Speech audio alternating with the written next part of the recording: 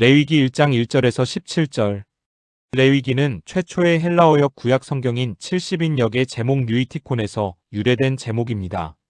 이는 레위인에게 속한 것이란 뜻으로 본서의 내용이 주로 레위 지파가 전담할 제사, 제도 등에 관한 것임을 반영하는 것입니다. 한편 히브리 구약 성경의 본서 제목은 본서의 첫 단어인 와이크라로서 이는 그리고 부르셨다라는 뜻으로 성경의 출애굽기의 연속성을 강조하는 말입니다. 또한 레위기에는 거룩하다라는 단어가 최소한 87회 이상이 나옵니다.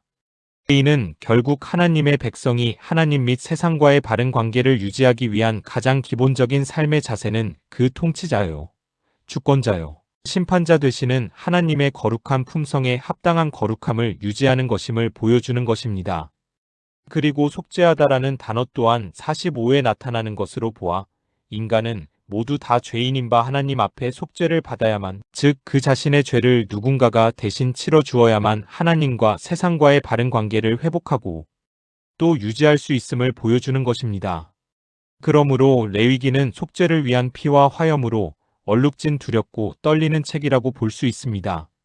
오늘 본문은 구약 5대 제사법을 기록하고 있는데 그중 가장 기본적이면서도 중요한 번제와 관련된 규례를 기록하고 있는데, 번제는 다른 제사가 제물 중 일부를 제사장이나 헌제자의 몫으로 인정하는 것과 달리 제물 전부를 하나님께 태워 바친다는 특징을 갖습니다.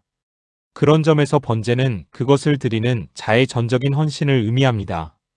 동시에 번제는 구약의 모든 제사가 예수 그리스도의 대속사역을 예표한다고 볼 때 단번에 이루어진 예수 그리스도의 영원하고도 완전한 속죄 사역을 예표한다고 신약의 신학자들은 말하고 있습니다. 한편 번제의 제물로는 수소와 수양이나 수점소, 그리고 산비둘기, 집비둘기가 사용되었는데, 이처럼 제물의 종류가 다양한 것은 헌제자의 경제적 형편을 배려한 하나님의 세심한 사랑의 반영이라고 볼 수 있습니다. 1절에서 2절은 번제의 기본 규정을 이야기하는 내용입니다. 하나님은 모세를 회막에서 부르시며 이스라엘 백성이 하나님께 나아가는 방법을 가르치십니다. 여기서 중요한 점은 번제가 인간이 아닌 하나님의 주도적 부름에서 시작되었다는 것입니다. 즉 하나님은 죄로 인해 멀어진 인간이 거룩한 하나님께 다가올 수 있도록 길을 열어주셨다는 것입니다. 그러므로 번제는 하나님의 임재 안으로 나아가기 위해 필요했던 첫 번째 제사인 것이라고 본문은 말하고 있습니다. 또한 본문에서 부르시고로 번역된 와이크라를 직역하면 그리고 그가 부르셨다입니다. 한글 성경에서는 여호와께서라는 단어로 레위기를 시작하지만 원어 성경은 그리고라는 단어로 시작한 것입니다. 즉 이는 출애굽기의 마지막 문장과 레위기의 첫 문장이 계속되는 내용으로 서로 연결되어 있음과 레위기가 출애굽기와 별개의 책이 아님을 보여주는 것입니다. 또한 예물은 가축 중에서 드리라고 하십니다. 목축업을 하였던 고대 근동 사회에서 가축은 가장 중요한 재산이었습니다. 따라서 하나님께 번제의 제물로 야생동물이 아닌 가축을 드리는 것은 하나님께 피제사를 드리되 자신이 가지고 있는 소유 가운데 가장 가치 있는 것으로 드린다는 의미인 것입니다. 즉 번제는 우리의 전적인 헌신을 요구하며 하나님의 임재 안에서 우리의 삶이 온전히 드려지도록 초청하는 것입니다. 3절에서 9절은 소로 드리는 번제에 관한 내용입니다. 번제에 해당하는 올라는 위로 올라가다라는 뜻입니다. 이는 희생 제물 전부가 불로 태워져서 그 향기가 하나님께로 올라간다라는 의미가 담겨 있습니다. 이렇게 하나님께 온전히 바치는 헌신을 상징하는 번제를 신약 저자들은 예수 그리스도께서 자신의 몸을 단번에 하나님께 완전한 제물로 드리셨던 것으로 해석합니다. 히브리서 10장 14절. 한편 수컷 자카르으로 바쳐진 이유는 수컷이 앙컷까지 대표한다는 고대인의 의식을 염두에 두었기 때문인 듯합니다. 아마도 적과 새끼를 낳는 앙컷이 경제적 효율성이 더 컸기 때문에 하나님께서 인간의 실용성을 고려해 주셨을 것으로 생각할 수도 있을 것입니다. 또한 흠없는 이란 표현은 하나님께 드려지는 예물이 완전하고 순전해야 함을 나타냅니다.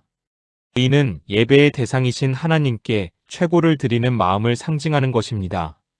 그러므로 번제는 단순히 동물을 드리는 행위가 아니라 그 과정 자체가 예배자의 마음을 표현한다고 볼 수 있습니다.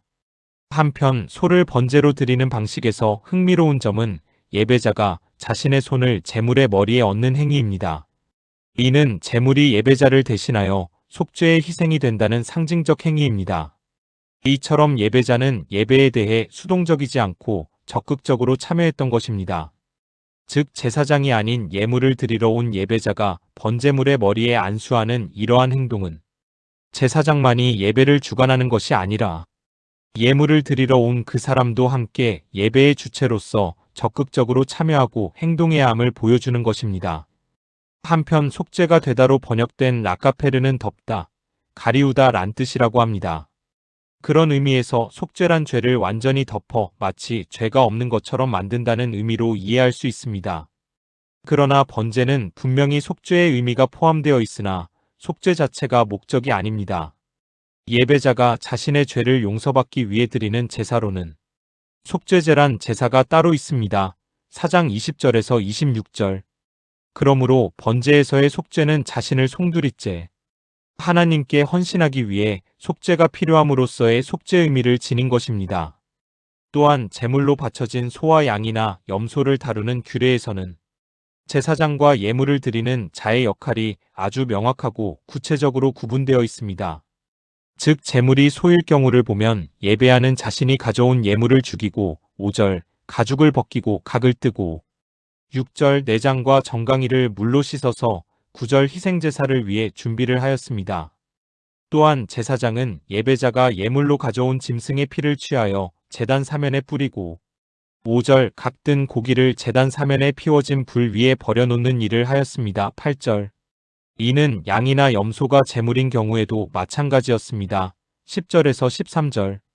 이러한 제사장과 예배자 사이의 역할 분담은 예배자가 하나님 앞에서 능동적인 예배를 드릴 수 있도록 하려는 데에 그 목적이 있었을 것이습니다. 10절에서 14절은 양과 염소에 대한 규례입니다. 이는 경제적 여건에 따라 다양한 사람들이 하나님께 나아올 수 있도록 하신 배려를 보여주는 것입니다. 하나님은 누구든지 그들의 처지에 따라 예배를 드릴 수 있는 길을 열어주신 것입니다. 여기서 중요한 것은 제물이 크기나 가치가 아니라 그 제물이 하나님 앞에 흠이 없는 순전한 상태로 드려져야 한다는 것입니다. 양과 염소를 드릴 때에도 동일하게 제물의 머리에 손을 얹는 행위와 번제단에서 태우는 의식이 행해집니다. 이는 하나님께 드리는 예배가 모든 사람에게 동일한 헌신과 진정성을 요구한다는 점을 강조하는 것입니다. 비록 제물의 크기와 경제적 가치가 다를지라도 그 예배의 본질은 동일하다는 것입니다. 이는 우리의 예배가 외형적 모습보다 마음의 중심이 중요함을 본문은 말하고 있는 것입니다. 즉 하나님은 이런 예배를 기뻐하신다고 본문은 암시하고 있는 것입니다. 14절에서 17절은 비둘기로 드리는 번제에 관한 내용입니다. 이는 경제적으로 어려운 자들이라도 하나님께 나아가는 예배에서 배제되지 않음을 보여주는 것입니다. 하나님께서는 누구든지 자신의 처지에 따라 예배할 수 있도록 길을 열어주십니다.